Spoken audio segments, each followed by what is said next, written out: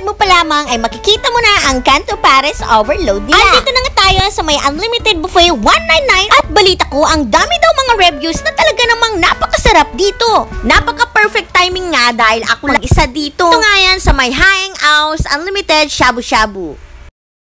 Balita ko, self-service dito. Self-service po tayo, ma'am. Dito po yung lagayin natin ng meat, ma'am. Lagayin ng side dish po.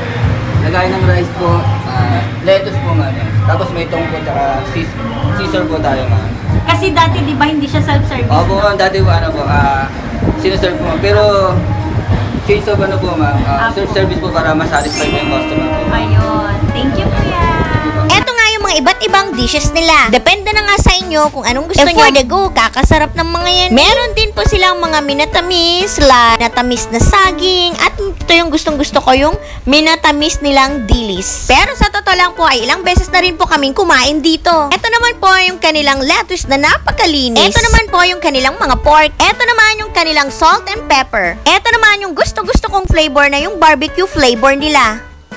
One of my favorite yung kanilang sweet and spicy. The best para sa akin, spicy barbecue nila. At ang kanilang Korean salt and pepper. O diba nakakakata? At kung gusto niyo naman ng kaninis, meron din sila. At hindi rin papaawat ang kanilang unlimited drinks for only 55 per person. Unlimited na yon. Kumuha na nga ako ng aking mga kakainin at pinakagusto ko talaga yung kanilang sweet and spicy. Tatry natin yon. Sabi nga ni kuya ay kunin ko na lahat pero butot na kumit, pero konti lang muna ang ating kukunin. Sa halagang 199 nga, ay talaga namang makakain mo talaga lahat. Kumuha na nga rin ako ng aking mga dishes at ito ang pinakauna ko, yung kanilang sweet dilis. Grabe talaga kakabsat, sobrang sarap niyan. At kuha naman ako ng aking lettuce, ng aking favorite. Hindi na nga po ako nagkanin dyan dahil may lettuce naman. Eto na nga lang muna yung kinuha for today's video. Mabisin na ko.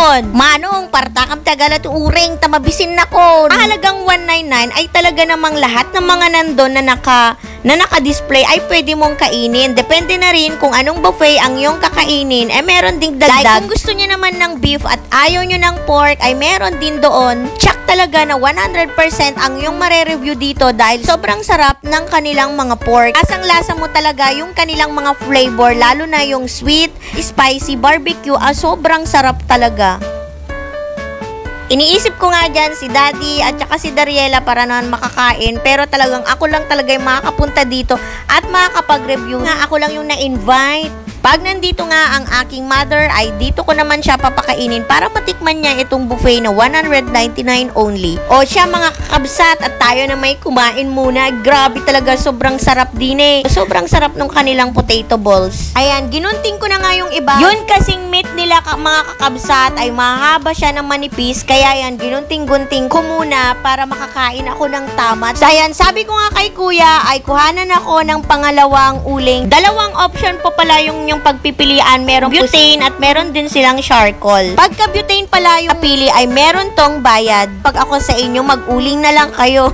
10/10 nga ang aking review dito dahil sobrang sarap nung kanilang mga dishes, lalong-lalo na yung kanilang pork. Nagulat nga ako dahil binigyan ako ng ice cream ng kanilang mga staff. Thank you so much po kay kuya. Thank you po. In-invite na nga ako and then may libre pa talagang ice cream. Thank you so much po sa may-ari ng house 199 Samgyupsal and Shabu Shabu. At yan po pala yung kanilang address. See you in my next food review. Bye!